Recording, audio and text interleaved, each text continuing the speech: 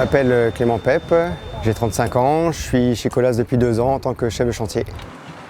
Le métier de chef de chantier, je le fais depuis 15 ans et j'adore ça, j'adore être dehors. En tant que chef de chantier, on n'est pas forcément à la source du bruit, mais on a le bruit en permanence autour de nous. Le bruit, ça n'est pas que des pics qui nous font sursauter, c'est aussi le bruit ambiant, le bruit que font les collègues bien sûr, mais le bruit qu'on fait nous-mêmes. On ne se rend pas toujours compte qu'on est exposé au bruit, c'est insidieux.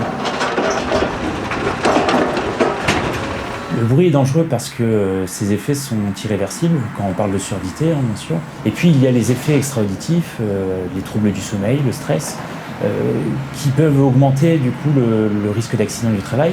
Et puis la surdité a aussi des effets sur la vie privée, d'un point de vue social.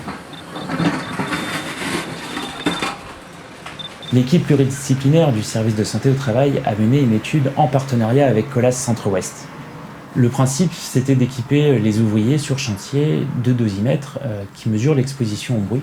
Et après analyse, ça a permis de montrer que les niveaux de bruit sont très élevés.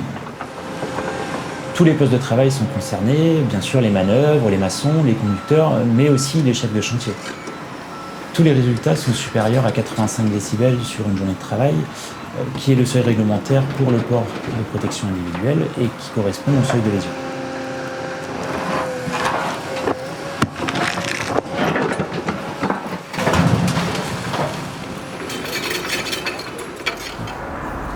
Vous vous situez où à peu près sur l'échelle là?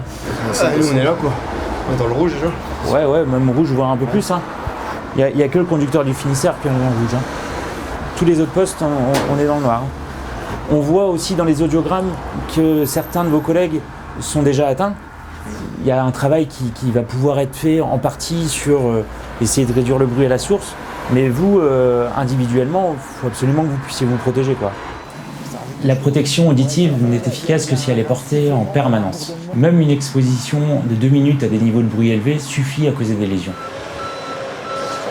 Il y a 15 ans, quand j'ai commencé, on mettait les protections auditives juste ponctuellement pour tronçonner ou vraiment quand il y avait un bruit en pic, quoi. On s'aperçoit maintenant que le bruit est un risque, pour moi c'est pas un risque physique en soi, mais c'est un peu invisible et ça fait des troubles et bon, ça reste un gros danger pour nous. Les protections auditives sont devenues une évidence, comme le casque, comme les chaussures, comme tout.